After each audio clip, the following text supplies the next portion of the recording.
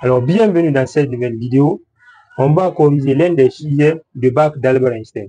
Et précisément comment il a fait, on va corriger la manière dont il a fait. Alors, voyons cet exercice. On dit dans un triangle rectangle et dans un triangle quelconque, je m'excuse, on a les bisectrices de ces angles. Donc, leurs points de concours forment le cercle circonscrit dans ce triangle. Et il faut retenir que ces droites là vont diviser les angles en deux parties. Je vais noter alpha, bêta, gamma. Donc, la moitié de ces angles, cette partie. Donc, ils ont donné les longueurs, c'est-à-dire de B au centre du cercle, c'est L là. Et ici, c'est M, de A au point du cercle, c'est 1 tiers. Alors, comment Albert Einstein a procédé? Il avait trouvé le sinus de la moitié de ces angles. C'est-à-dire, lorsque je prends alpha, sinus de alpha demi, donc ici, le triangle rectangle, ça c'est le rayon, sur l'hypoténuse qui est L. Comme L c'est 1, donc ça va donner R. Ensuite, sinus de bêta demi. Bêta c'est ici, donc c'est R encore. Sur l'hypoténuse, cette longueur. La longueur là c'est M. M c'est 1 demi qui va donner 2R. Encore sinus de gamma sur 2 égale. Ici, c'est encore R sur l'hypoténuse. L'hypoténuse ici, c'est petit n. N, c'est 1 tiers. Donc, égal à 3R. Ensuite, qu'est-ce qu'il a fait? Il a utilisé une formule trigonométrique. Malheureusement, cette époque, on n'utilise pas ça. Quelle est cette formule?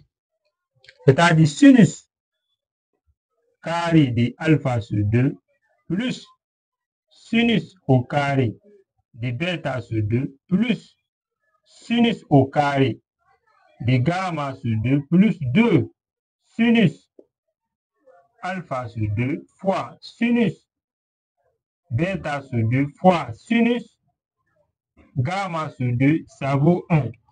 Toute cette expression égale à 1. Donc, après avoir calculé toute cette expression, nous allons tomber sur cette équation en fonction de R. 12R au cube plus 14R au carré moins 1 égale à 0. Donc, en posant que x égale à 1 sur R, changement de variable qu'il a fait, en remplaçant ça ici, nous allons aboutir à cette équation.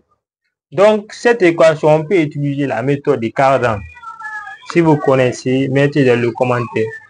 Alors, avec cette méthode, on peut trouver x. Mais là, il n'a pas fait cette méthode. Il faut retenir qu'il n'aimait pas réciter. Donc, il a utilisé une formule, une méthode trigonométrique qui stipule quoi? Il faut trouver cosinus d'un angle U qui est égal à quoi? À moins P sur 3 racine carrée de moins P sur 3 le tout au cube. Alors P ici, c'est moins 14 et Q égale à moins 12. Alors, d'après les calculs, U va donner environ 53 degrés. Après avoir trouvé la valeur de U, il y a trois valeurs de X maintenant.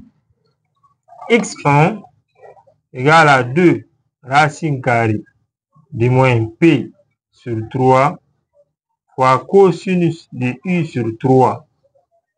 X2 égale à 2 racine carrée de moins P sur 3 fois cosinus de U sur 3 plus 120 degrés.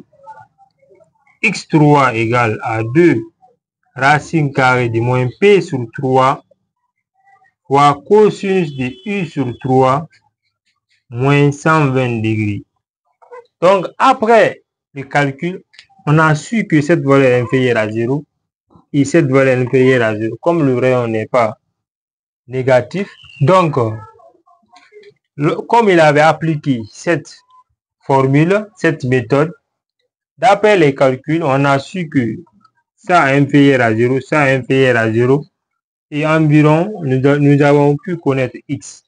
Donc, en remplaçant x dans cette expression et en tirant r, avec les calculs, r va donner 0,200 43 mètres. Donc, le rayon, c'est ça qu'il fallait trouver. Alors, voici comment Albert Einstein a procédé pour résoudre cet exercice. Donc, si c'était vous, qu'est-ce que vous allez faire pour résoudre cet exercice? Alors, n'hésitez pas à vous abonner et à liker, surtout pour les prochaines vidéos. Merci.